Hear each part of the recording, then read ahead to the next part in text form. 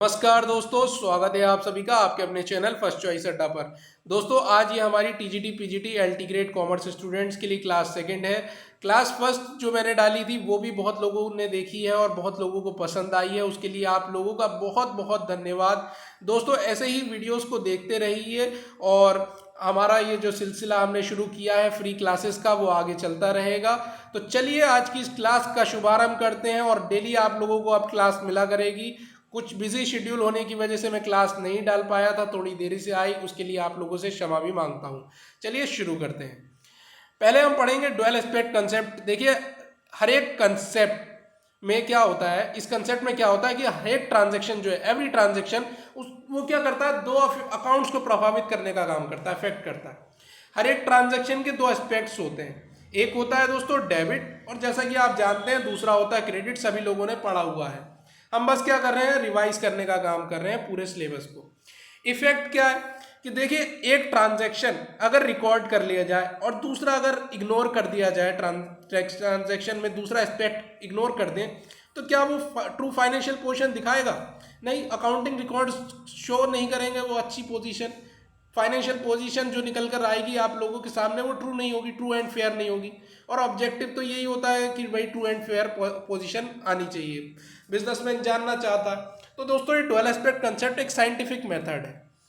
This system of recording transaction based on dual concept. ये जो recording करने का, ट्रांजेक्शन को रिकॉर्ड करने का जो सिस्टम चला आ रहा है, ये डुअल कंसेप्ट पर बिलोंग करता है, रिलेटेड है इससे, यानी डेबिट से और क्रेडिट से। और इसी वजह से इसको डबल एंट्री सिस्टम भी कहा जाता है। डबल एंट्री सिस्टम किसने डेवलप किया? भाई लुकास पाशियोली ने डेवलप किया था।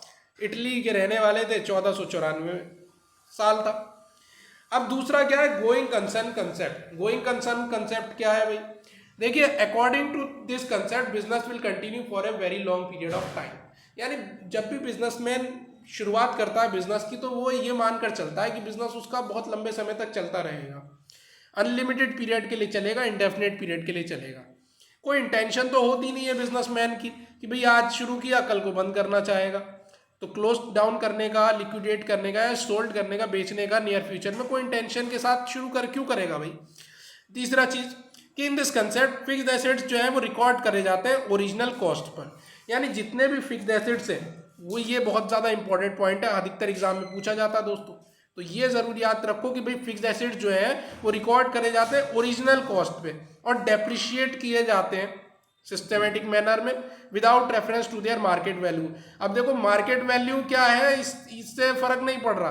फर्क इससे पड़ रहा है कि भाई जो डेप्रिशिएट होने के बाद जो वैल्यू बची है वो क्या है हमारे पास।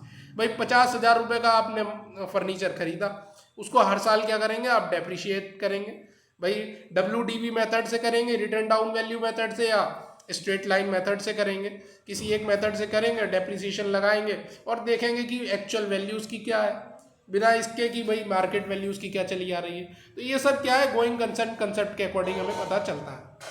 तीसरी चीज है business entity concept. Business entity concept क्या कहता है? देखिए, ये कंसेप्ट ये कहता है कि बिजनेस जो है वो अलग है उसके मालिक से। यानी business is treated separate from its owners. यानी उसका मालिक अलग और व्यापार अलग होता है। सारे के सारे ट्रांजैक्शन जो लेन देन है वो रिकॉर्ड किए जाते हैं बिजनेस की बुक्स में, not in the books of proprietor. यानी प्रोप्राइटर की बुक्स में नहीं लिखे जाएंगे, वो लिखे जाएंगे किसकी, बिजनेस की बुक्स में। यानी बिजनेस की अपनी एक पहचान होती है इस कंसेप्ट के अकॉर्डिंग।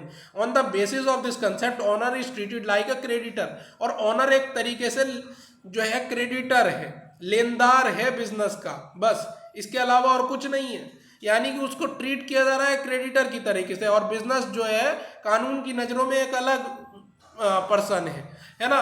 तो यहाँ when he contributes capital he is treated as a person who has invested is amount in the business. यानी जो भी बंदा पैसा लगा रहा है, बिजनेसमैन पैसा लगा रहा है, उसको क्या कहते हैं, कैपिटल कहते हैं, पूंजी कहते हैं। और वो ट्रीट की जाती है एक तरीके से इन्वेस्टेड अमाउंट की तरीके से, और कुछ नहीं। और उसको माना जाता है बिजनेसमैन को क्रेडिटर। चलिए आगे देखते हैं। जैसे एक उदाहरण ले लेते हैं कि इनकम टैक्स पे किया प्रोप्राइटर ने, तो वो क्या है, डेबिट किया जाएगा उसके ड्राइंग अकाउंट में। The owner of a company, जो ऑनर होता है कंपनी का includes his personal medical expenses, कोई अगर पर्सनल मेडिकल एक्सपेंस को वो कंपनी के इनकम स्टेटमेंट में डाल देता है, तो इस तरीके से क्वेश्चन आता है कि भाई क्या ये कौन सा प्रिंसिपल वायलेट हुआ है यहाँ पे। तो वायलेशन आप जानते हैं भैया कि बिजनेस एंटिटी कंसेप्ट ही होगा जो कि वायलेट हो रहा है। यहाँ पे बिजनेस और बिजनेस का जो मालिक है उन दोनों को एक ही जगह दिखाया गया है, यानी उसके अकाउंट्स जो है वो मिक्स कर दिए गए, जबकि ऐसा नहीं होना चाहिए। बिजनेस का मालिक अलग है और उसके अकाउंट्स अलग होने चाहिए मेंटेन, और बिजनेस जो है उसके अकाउंट्स अलग मेंटेन किए जाने चाहिए।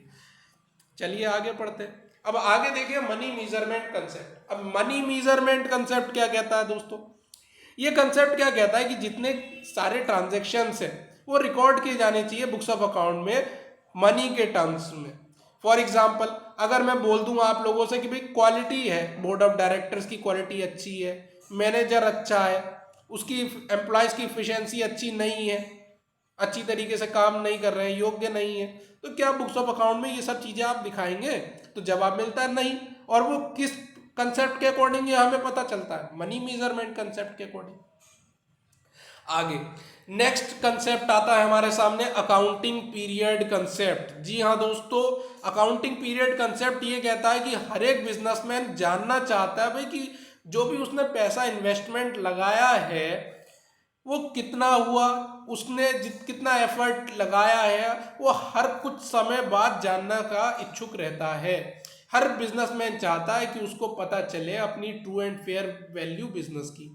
यूजुअली एक साल का जो पीरियड है वो एक आइडियल पीरियड माना जाता है। 6 महीने में भी जानते हैं, 1 साल में भी जानते हैं, 1.5 साल में भी जानना चाहेगा बिजनेसमैन, पर जो आइडियल पीरियड है वो 1 साल ही माना गया कि भाई 1 साल में बिजनेसमैन को हर एक साल पता चलना चाहिए कि बिजनेस नुकसान में जा रहा है या फिर फायदे में जा रहा है। चलिए आगे देखते हैं। अब ये तो हमारे थे कुछ कंसेप्ट्स, आगे देखते हैं कन्वेंशंस के बारे में। सब्सक्राइब जरूर करिए फर्स्ट चॉइस अड्डा चैनल को, और वीडियो को आखिर तक ज़रूर देखा करिए फुल वीडियो को, ताकि आप लोगों के लिए और मेहनत कर सकूं मैं। कंजर्वेटिज्म की बात करते हैं। देखिए कंजर्वेटिज्म कंसेप्ट ये कहता है कि एंटिसिपेट नो प्रॉफिट्स, यानी कि कोई प्रॉफिट की इच्छा मत रखो बालक, और जितने भी आने वाले नुकसान हैं उसके लिए तैयार रहो, है ना। तो भाई ये घड़ा दिखाई दे रहा है आपको, आप लोगों को जो घड़ा दिखाई दे रहा है, यानी ये बता रहा है कि जितने भी लॉसेस आने वाले हैं उनके लिए पहले से बिजनेसमैन प्रोविज़न बनाकर चलता है। यानी बिजनेस में क्या नुकसान होने की आशंका बनी रहती है, कोई भी बिजनेस में रिस्क तो रहता ही रहता है लॉस होने का, लॉस कभी भी हो सकता है, तो उसके लिए बिजनेसमैन को हमेशा रेडी रहना चाहिए और उसके लिए उसको प्रोविज़न बनाकर रखने चाहिए। तो डाउटफुल डेब्ट्स के लिए प्रोविज़न बनाना कंजर्वेटिज्म कन्वेंशन के अकॉर्डिंग हमें पता चलता है। डिस्क्लोजर कन्वेंशन क्या है?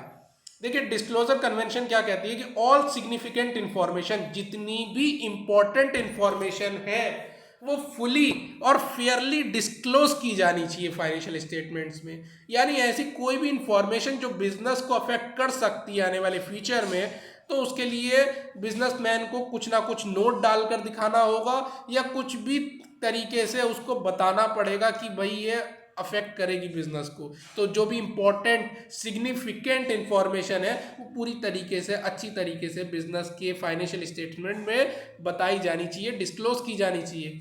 ऑल्सो देयर अकम्पनिंग फुटनोट्स डाले जाने चाहिए। फॉर एग्जाम्पल जैसे कंटिजेंट लाइबिलिटीज होती हैं, ऐसी लाइबिलिटीज जो एक्सपेक्टेड है कि हो भी सकती हैं या नहीं भी हो सकती हैं, ऐसा भी है, तो उसको बैलेंस शीट में फुटनोट डालकर दिखाया जाएगा। ये डिस्क्लोजर प्रिंसिपल कहता है। कंसिस्टेंसी की बात करते हैं। कंसिस्टेंसी मतलब भाई लगातार, है ना। Accounting practice should remain same from year two year. जो भी अकाउंटिंग प्रैक्टिस आप फॉलो कर रहे हैं वो एक जैसी होनी चाहिए साल दर साल। Results of different years will be comparable only when same accounting rules are continuously followed from year to year। भाई जाहिर सी बात है, अगर आप सेम अकाउंटिंग रूल को फॉलो कर रहे हैं साल दर साल, तो आप रिजल्ट्स को क्या कर सकते हैं, कंपेयर कर सकते हैं, उनकी तुलना कर सकते हैं दोस्तों, है ना। भाई अब पहले साल आप SLM मेथड लगाया आपने, दूसरे साल WDV मेथड लगा दिया, तीसरे साल SLM स्ट्रेट लाइन मेथड लगाया, चौथे साल WDV यानी रिटन डाउन वैल्यू मेथड लगा दिया। डेप्रिसिएशन का मेथड आप हर हर साल चेंज कर रहे हैं, तो क्या आप कंपेयर कर पाएंगे आने वाले साल जो है आप पिछले सालों से आप कंपेयर कर पाएंगे? कोई कंपेरिजन नहीं कर पाएंगे आप। ठीक है, तो एक तरीके से जो भी मेथड यूज कर रहे हैं डेप्रिसिएशन का, वो किसी पार्टिकुलर एसेट पर यूज कर रहे हैं, तो उसको आप हर साल क्या रखेंगे, साल दर साल सेम रखना होगा। ये कहता है कंसिस्टेंसी कन्वेंशन। अब आगे पढ़ते हैं मटेरियलिटी। जी हाँ दोस्तों, मटेरियलिटी भी अच्छा कन्वेंशन है। क्या कहता है ये कन्वेंशन, जानते हैं कि जितने भी अकाउंटेंट्स हैं वो क्या करते हैं, should report only what is material. जो भी मटेरियल है उसको रिपोर्ट करना जरूरी है, और जितनी भी इनसिग्निफिकेंट डिटेल्स है उनको इग्नोर कर दिया जाता है जब आप फाइनल अकाउंट्स बनाने का काम करते हैं। यानी जो काम का है उसे रख लो, जो बेकार है उसको छोड़ दो। Only important and relevant information, जो अच्छी इंफॉर्मेशन है, इंपॉर्टेंट है, रिलीवेंट है, उसको क्या करो, उसको संभाल कर रखो, है ना। टू फाइनेंशियल स्टेटमेंट्स में डिस्क्लोज करो, दिखाओ। यूजर्स ऑफ अकाउंट दैट में इन्फ्लुएंस द डिसीजन, जिससे कि जो आपके डिसीजन को प्रभावित कर सकती है, इन्फ्लुएंस करने का काम कर सकती है, उसको डिस्क्लोज किया जाना चाहिए, है ना। उसको डिस्क्लोज किया जाना चाहिए, और इंपॉर्टेंट और रिलीवेंट इंफॉर्मेशन को डिस्क्लोज किया जाना बनता है। जैसे जनरली भी इग्नोर पैसे, हम पैसे इग्नोर कर देते हैं, है ना, ये इर्रिलेवेंट है एक तरीके से। वो आप क्या है कि भाई आप इग्नोर कर सकते हैं पैसे को। And show the related figure in financial statement, तो अप्रोक्सीमेट करके दिखा सकते हैं उसको, है ना। जैसे भाई पैसा है तो पैसे को आप इग्नोर कर सकते हैं, अकाउंटिंग में जनरली कर दिया जाता है। अब आगे आता है कन्वेंशन हमने पढ़ी, कंसेप्ट हमने पढ़े। अब क्या आता है कैश बेसिस ऑफ अकाउंटिंग। यानी भाई कैश बेसिस ऑफ अकाउंटिंग क्या भला है, जानते हैं। Entries in the books of accounts are made when cash is received or paid and not when the receipts or payments become due. जी हाँ दोस्तों, जितनी भी एंट्रीज होती हैं बुक्स ऑफ अकाउंट्स में, उसमें क्या है, कैश कितना आपने रिसीव किया, कितना आपने पे किया, कैश बेसिस ऑफ अकाउंटिंग के अकॉर्डिंग वो रिकॉर्ड किया जाता है, ना कि जब आप पेमेंट्स आपका ड्यू हुआ या जब आपने रिसिप्ट की तब आपको दिखाना नहीं। कैश बेसिस अकाउंटिंग में पैसा आया तो लिख लो, पैसा गया तो लिख लो, बस। रेवेन्यू रिकॉग्नाइज किया जाता है eight the time when cash is received. Revenue तब माना जाएगा, तब जनरेट माना जाएगा, तब पहचाना जाएगा उसको जब आपके पास कैश आया, जब आपके पास रोकड़ आया। आपके पास रोकड़ आया, आपने मान लिया हाँ भैया अब मैंने रेवेन्यू कमा लिया, पैसा कमा लिया। And not at the time of cell.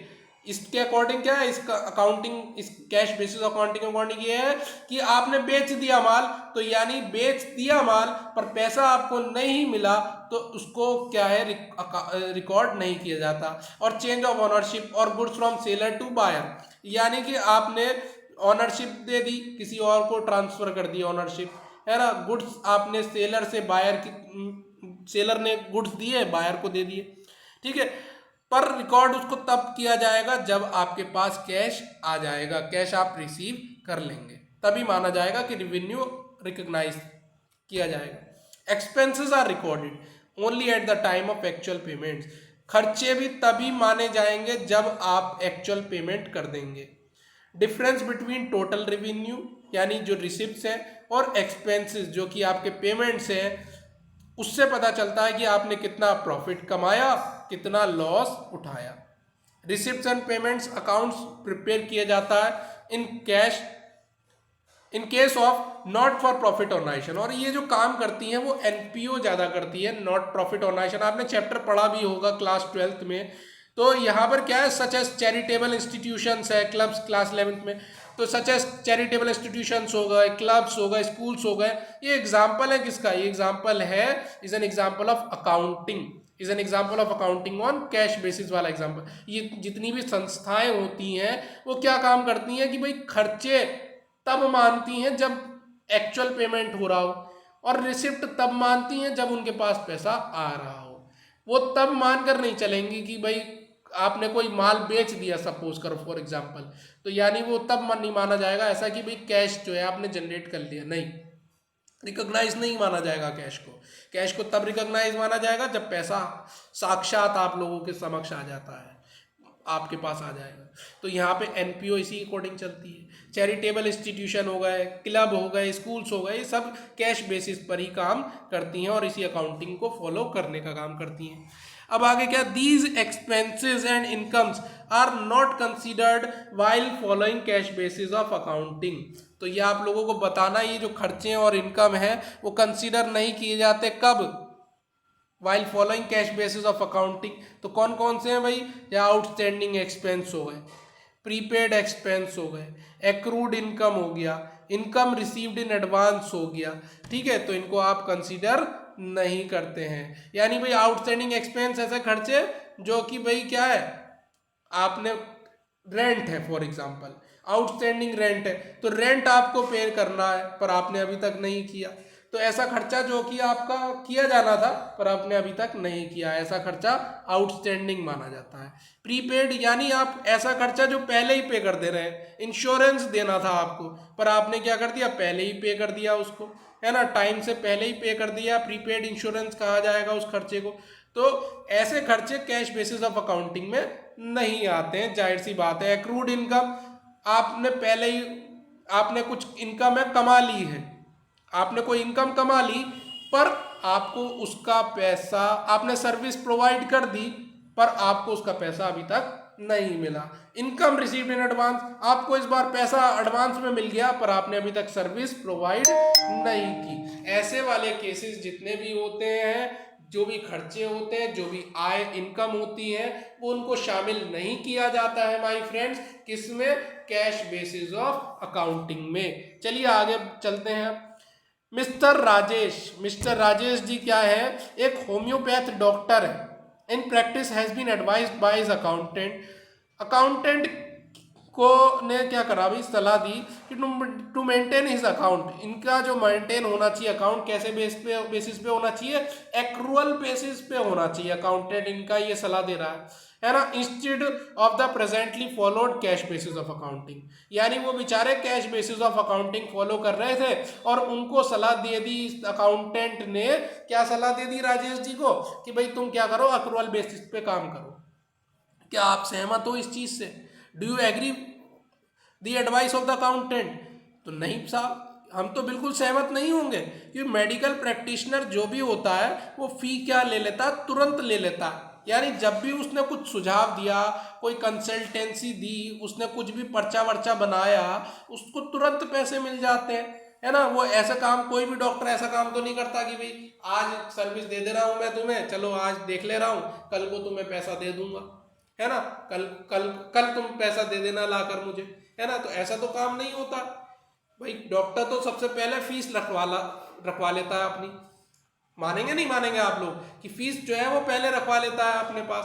तो ऐसे में क्या होता है कि मेडिकल प्रैक्टिशनर को फॉलो करनी चाहिए कौन सी accounting, cash basis of accounting follow करनी चाहिए, और वो कर भी रहा था बेचारा, पर अकाउंटेंट ने सलाह दे दी उसको कि तुम एक्रूअल बेसिस पे काम करो। तो हम इस जो एडवाइस दी गई है अकाउंटेंट के द्वारा, उससे बिल्कुल भी सहमत नहीं है। चलिए आगे चलते हैं दोस्तों, एक्रूअल बेसिस ऑफ अकाउंटिंग पे। ठीक है my friends, accrual basis of accounting कैसी अकाउंटिंग है जानेंगे। Under accrual basis of accounting revenue is recognised when sales take place. देखिए जस्ट उल्टा हो रहा है यहाँ पे, समझिए भावनाओं को। क्या भावना समझिए कि देखिए कैश बेसिस ऑफ अकाउंटिंग में क्या कहा गया, कैश बेसिस ऑफ अकाउंटिंग में कहा गया कि भैया सेल हो गई हो जान दो, पर जब पैसा आएगा तभी रिकॉर्ड किया जाएगा। खर्चा हो गया होने दो, जब पैसा हम देंगे तब रिकॉर्ड करेंगे। पर एक्रूअल में क्या है, इसका उल्टा हिसाब, यानी ये उधारी वाला सिस्टम है दोस्तों। यहाँ पर उधार चल रहा है। कैसा चल रहा है देखिए कि रिवेन्यू रिकॉग्नाइज किया जाता है तब जब सेल्स हो जाती है, और ओनरशिप गुड्स और सर्विसेज की सेलर से बायर पर जैसा ही पहुंच गई, यानी सेलर ने माल बेच दिया बायर को, माल का पोजीशन चला गया सेलर से बायर को, तब ही रिकॉर्ड कर लिया जाएगा। Whether payment for such sale is received और नॉट, भले ही पैसा मिले या ना मिले उसको रिकॉर्ड कर लिया जाएगा। वो पैसा मिले या ना मिले वो रिलीवेंट नहीं है। समझ रहे नहीं समझ रहे आप लोग कि भैया सेल हो गई, पैसा आया या ना आया हो, इसको रिकॉर्ड किया जाना है, इसकी अकाउंटिंग होनी ही होनी है। तो accrual basis of accounting is based on realisation and matching principle. जी हाँ दोस्तों, आप लोगों से ये सवाल पूछा जा सकता है एग्जाम में कि भाई एक्रूअल बेसिस ऑफ अकाउंटिंग कौन कौन से प्रिंसिपल फॉलो करती है। तो रियलाइजेशन और मैचिंग प्रिंसिपल को, कंसेप्ट को या कन्वेंशन आ जाए लिखा हुआ, तो इसको फॉलो करने का काम करती है। चलिए आगे पढ़ते हैं। कंपनीज एक्ट 2013, कंपनीज एक्ट 2013 आया था ना, तो रिक्वायर्स कंपनी टू फॉलो, सारी की सारी कंपनियों को बोला इस एक्ट ने, इस 2013 वाले एक्ट ने कि भैया सब के सब जो है अकाउंटिंग करो किस बेसिस पे, एक्रूअल बेसिस पे करो, और अपनी जितने भी बुक्स ऑफ अकाउंट्स मेंटेन कर रहे हो वो इस एक्रूअल बेसिस ऑफ अकाउंटिंग के बेसिस पे ही करो, है ना। अब आगे क्या है, इट इज मोर साइंटिफिक, ये जो है वो बहुत ज्यादा क्या होती है बेटा, साइंटिफिक होती है ना। जैसे अपना डुअल एंट्री सिस्टम था ना, डुअल कंसेप्ट वाला जो पढ़ाया था शुरू में, है ना, वो भी साइंटिफिक था, ऐसे ये भी साइंटिफिक होती है। तो compare to cash basis of accounting and hence is prepared by accountants, और ये जो है इसी वजह से ये प्रेफर्ड की जाती है अकाउंटेंट्स के द्वारा। अकाउंटेंट, ज़्यादातर अकाउंटेंट्स इसी को फॉलो करने का काम करते हैं। नॉट फॉर प्रॉफिट ऑर्गेनाइजेशन किस बेसिस पे चलेगी, कैश बेसिस पे चलेगी। स्कूल्स हो गए, है ना, हॉस्पिटल्स हो गए, है ना, वो डॉक्टर वाला भी एग्जांपल दिया था, वो सब कैश बेसिस ऑफ अकाउंटिंग पे चल सकता है, पर कंपनी थोड़ी चल सकती है कैश बेसिस पे, है ना। कोई भी कंपनी माल बेचती है तो उसका जो पैसा है वो क्या है, बाद में पेमेंट करती है या रिसीव करती है ना। तो भैया इसमें क्या होता है, इसमें कोई भी कंपनी कैश बेसिस पे काम नहीं कर सकती है और सभी को फॉलो करना होता है कंपनीज एक्ट 2013 के अकॉर्डिंग। आगे क्या है कि under accrual basis of accounting outstanding and prepaid expenses are adjusted. इस तरह की बेसिस ऑफ अकाउंटिंग में जितने भी आउटस्टैंडिंग और प्रीपेड एक्सपेंसेस हैं वो क्या करा जाता है, एडजस्टेड किए जाते हैं। आपने पीछे देखा कैश बेसिस ऑफ अकाउंटिंग में आउटस्टैंडिंग और प्रीपेड एक्सपेंसेस को इग्नोर कर देते हैं, accrued income, income received advance को लेता ही नहीं है ना, रिकॉग्नाइज नहीं किया जाता। पर इन चारों चीज़ों को यहाँ पर रिकॉग्नाइज किया जाता है ना। और इनकी मदद से आप जब इनको रिकॉग्नाइज किया जाएगा तो आप सही सही प्रॉफिट और सही सही लॉस पता कर लोगे अकाउंटिंग पीरियड के लिए। चलिए तो अब डिफरेंस देखते हैं, क्या अंतर होता है कैश बेसिस ऑफ अकाउंटिंग में और एक्रूअल बेसिस ऑफ अकाउंटिंग में। तो देखिए दोस्तों, कैश बेसिस ऑफ अकाउंटिंग में क्या होता है कि जितने भी कैश से रिलेटेड लेन देन होते हैं वो रिकॉर्ड किए जाते हैं, यानी रोकड़ से संबंधित जितना भी व्यापार हो रहा है वो सारा का सारा रिकॉर्ड किया जाएगा किस अकाउंटिंग में, कैश बेसिस ऑफ अकाउंटिंग में। और एक्रूअल बेसिस ऑफ अकाउंटिंग वाला हिसाब क्या है कि ये उधारी वाला सिस्टम है, इसमें उधारी का साथ साथ कैश भी आ जाता है। तो यानी कैश पर, कंपनी कैश पर भी चल रही है और क्रेडिट पर भी चल रही है, यानी उसमें उधार भी आ रहा है और रोकड़ वाला हिसाब भी आ रहा है, यानी कैश और क्रेडिट दोनों इन्वॉल्व हैं किस तरह की अकाउंटिंग में, एक्रूअल अकाउंटिंग में। चलिए अब दूसरा देखें डिफरेंस। दूसरा डिफरेंस ये है कि cash basis of accounting is not recognise. Companies act 2013 ने इस चीज को रिकॉग्नाइज ही नहीं किया, कहा कि ये अकाउंटिंग सही नहीं है कैश बेसिस अकाउंटिंग, है ना। कंपनीज एक्ट 2013 ने कहा कि इस तरह की अकाउंटिंग सही नहीं है। क्यों नहीं सही है, क्योंकि अब ट्रू एंड फेयर व्यू नहीं दिखाती है फाइनेंशियल स्टेटमेंट्स का, जबकि एक्रूअल बेसिस ऑफ अकाउंटिंग आपका सही सही प्रॉफिट बताने का काम करती है, सही सही लॉस बताने का काम करती है। क्यों बताने का काम करती है, क्योंकि दोनों के दोनों जो ट्रांजैक्शन है कैश और क्रेडिट के वो दोनों रिकॉर्ड किए जा रहे हैं। और इधर क्या हो रहा था, केवल कैश बेसिस पे जितने ट्रांजैक्शन है वो रिकॉर्ड हो रहे थे, इसलिए ना तो आपको सही प्रॉफिट पता चलेगा ना लॉस का पता चलेगा, इसलिए इस तरह की अकाउंटिंग को ज़्यादातर अवॉइड ही किया जाता है।